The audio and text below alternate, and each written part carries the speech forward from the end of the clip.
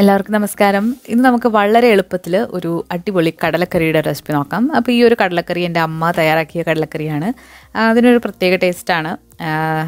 അപ്പോൾ അധികം താമസിയാതെ ഈ ഒരു സിമ്പിളായിട്ടുള്ള കടലക്കറി എങ്ങനെയാണ് തയ്യാറാക്കി എടുക്കുന്നത് നോക്കാം.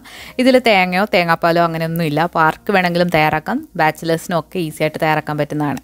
അപ്പോൾ നമ്മൾ കടല, ഒരു കപ്പ് കടല തലേദിവസം തന്നെ കുതിർത്തിട്ട് നമ്മൾ കുക്കറിലേക്ക് കഴുകിയിട്ടിട്ട് കൊടുത്തിട്ടുണ്ട്. അതിലേക്ക് ഒരു സവാള നീളത്തിലരിഞ്ഞതും എരിവിനാവശ്യമായിട്ടുള്ള പച്ചമുളകും ഇതിലേക്ക് ഇട്ട് കൊടുക്കാം. പിന്നെ പച്ചമുളകിനോടൊപ്പം തന്നെ കുറച്ച് കറിവേപ്പില കൂടെ ഇട്ട് കൊടുക്കുകയാണെങ്കിൽ ഈ ഒരു കടല വേവിക്കുമ്പോൾ നല്ലൊരു ഫ്ലേവർ കിട്ടും. അപ്പോൾ കറിവേപ്പില ഇട്ട് കൊടുത്തിട്ടുണ്ട്. ഇനി നമുക്കിതിലേക്ക് ആവശ്യത്തിനുള്ള വെള്ളം കൂടി ഒഴിച്ചിട്ട് നമുക്കിത് ഒന്ന് കുക്ക് ചെയ്തെടുക്കാം.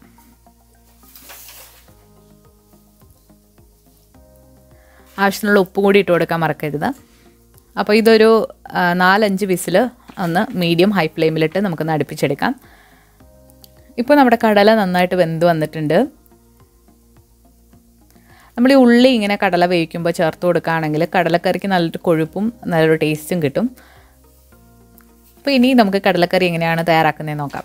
അപ്പോൾ കടലക്കറി തയ്യാറാക്കാൻ വേണ്ടിയിട്ട് ഞാനിവിടെ ഒരു ചെറിയ പിടി ചെറിയ ഉള്ളി, കുറച്ച് തേങ്ങാക്കൊത്ത്, 3-4 അല്ലി വെളുത്തുള്ളി നീളത്തിലരിഞ്ഞത്, ഒരു ചെറിയ കഷ്ണം ഇഞ്ചി, കറിവേപ്പില, ഇത്രയാണ് വേണ്ടത്.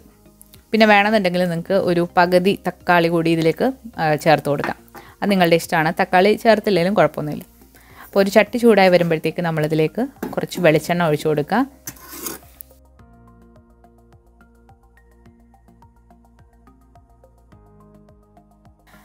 വെളിച്ചെണ്ണ നന്നായിട്ട് ചൂടായി വന്നു കഴിഞ്ഞാൽ ഇതിലേക്ക് കടുക് ഇട്ടുന്ന നന്നായിട്ട് പൊട്ടിച്ചെടുക്കുക. കടുക് പൊട്ടി വന്നാൽ നമുക്കിതിലേക്ക് കുറച്ച് തേങ്ങാക്കൊത്തിട്ട് നന്നായിട്ട് മൂപ്പിച്ചെടുക്കുക. തേങ്ങാക്കൊത്തിടുമ്പോൾ ഈ കടലക്കറിക്ക് പ്രത്യേക ഒരു ടേസ്റ്റാണ്. ഇനി ഇതിലേക്ക് നമ്മൾ നേരത്തെ അരിഞ്ഞു വെച്ചിരിക്കുന്ന ചെറിയ ഉള്ളി, വെളുത്തുള്ളി, ഇഞ്ചി അതൊക്കെ ചേർത്ത് കൊടുക്കാം. ഇഞ്ചി ഒരുപാടങ്ങ് കൂടിപ്പോരുത്, ചെറിയൊരു കഷ്ണം മാത്രം മതി.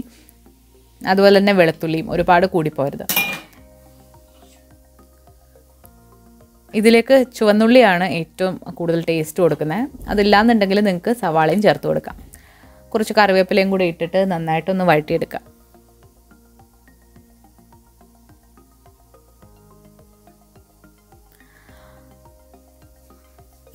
അപ്പോൾ ഉള്ളിയും ഒക്കെ നന്നായിട്ടൊന്ന് വഴണ്ട് വന്നിട്ടുണ്ട്. ഇനി നമുക്കിതിലേക്ക് പൊടികളൊക്കെ ചേർത്ത് കൊടുക്കാം. ഒരു 1/4 ടീസ്പൂൺ മഞ്ഞൾപ്പൊടി,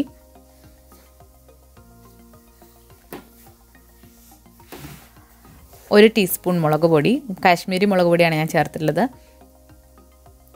പിന്നെ ഇതിലേക്ക് മല്ലിപ്പൊടി മുളക് പൊടിയെക്കാട്ടിലും കുറച്ച് കൂടുതൽ നിൽക്കണം. അപ്പോൾ 1.5 ടീസ്പൂൺ മല്ലിപ്പൊടി ചേർത്ത് കൊടുക്കാം. ഇനി നന്നായിട്ടൊന്ന് മിക്സ് ചെയ്തെടുക്കാം. ഇനി ഈ ഒരു സമയത്ത് നിങ്ങൾക്ക് ഇതിലേക്ക് പെരിഞ്ചീരകത്തിൻ്റെ പൊടി, അല്ലാന്നുണ്ടെങ്കിൽ വീട്ടിൽ തന്നെ പൊടിച്ച ഗരം മസാല ഒരു 1/4 ടീസ്പൂൺ ഇത്ര ഇട്ട് കൊടുക്കാം. പെരിഞ്ചീരകത്തിൻ്റെ പൊടി ഉണ്ടെങ്കിൽ അതാണ് ഏറ്റവും നല്ലത്. കടയിൽ നിന്ന് വാങ്ങിക്കുന്ന മസാലയെക്കാട്ടിലും ടേസ്റ്റ് എപ്പോഴും വീട്ടിൽ തന്നെ പൊടിക്കുന്നതിനാണ്. അപ്പോൾ അതുകൂടി ഇട്ടിട്ട് നമുക്കിനി ഇതിലേക്ക് ഒരു ചെറിയ തക്കാളിയുടെ പകുതി, ഒരുപാട് ഇടണ്ട തക്കാളി, ഒരുപാട് ഇട്ടാൽ ഇത് ഒരു പുളിരസം കൂടുതലായി പോവും. അതുകൊണ്ട് ഒരു ചെറിയ തക്കാളിയുടെ പകുതി ഇട്ടിട്ട് നന്നായിട്ട് ഇതൊന്ന് റോസ്റ്റ് ചെയ്തെടുക്കാം. അടച്ചു വെച്ചിട്ട് നമുക്കൊന്ന് വേവിച്ചെടുക്കാം. തീ കുറച്ചിടുക, അടിയിൽ പിടിക്കാതെ നോക്കുക. അപ്പോൾ ഇനി ഒരു തക്കാളി ഒന്ന് വാടി വന്നു കഴിഞ്ഞാൽ സ്പൂൺ വെച്ചിട്ട് നന്നായിട്ടൊന്ന് ഉടച്ചിട്ട് നമുക്കിതിലേക്ക് കടല വേവിച്ച വെള്ളവും കടലയും കൂടി ഇട്ട് കൊടുക്കാം.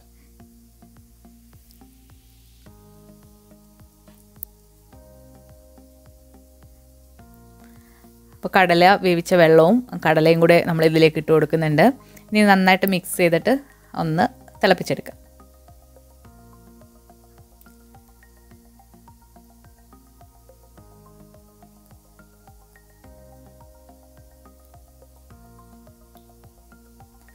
ഉപ്പ് നോക്കിയിട്ട് ആവശ്യത്തിന് നിങ്ങൾ ചേർത്ത് കൊടുക്കുക. അപ്പോൾ ഈ ഒരു കടലക്കറി അപ്പത്തിൻ്റെ കൂടെയും പുട്ടിൻ്റെ കൂടെയൊക്കെ കഴിക്കാനായിട്ട് നല്ല ടേസ്റ്റിയാണ്. പുട്ടിൻ്റെ കൂടെ ആണെങ്കിൽ നിങ്ങൾക്ക് കുറച്ചുകൂടെ ചാറ് വേണമെങ്കിൽ വെക്കാം. അപ്പോൾ കടലക്കറി നമ്മുടെ ഇപ്പോൾ നന്നായിട്ട് തിളച്ച് വന്നിട്ടുണ്ട്. നല്ല മണമുള്ള നല്ല ടേസ്റ്റി ആയിട്ടുള്ള കടലക്കറിയാണ്. അപ്പോൾ എല്ലാവരും ഈ രീതിയിലൊന്ന് ട്രൈ ചെയ്ത് നോക്കിയിട്ട് നിങ്ങളുടെ അഭിപ്രായങ്ങളൊക്കെ അറിയിക്കുക. ഈ ഒരു വീഡിയോ ഇഷ്ടമായിട്ടുണ്ടെങ്കിൽ തീർച്ചയായിട്ടും ലൈക്ക് ചെയ്യാനും ഷെയർ ചെയ്യാനും കമൻറ്റ് ചെയ്യാനും മറക്കരുത്. നമ്മുടെ ചാനൽ ഇതുവരെ സബ്സ്ക്രൈബ് ചെയ്തിട്ടില്ല എന്നുണ്ടെങ്കിൽ സബ്സ്ക്രൈബ് ചെയ്യാനും മറക്കരുത്. പുതിയൊരു റെസിപ്പി വീഡിയോ ആയിട്ട് നമുക്ക് വീണ്ടും കാണാം.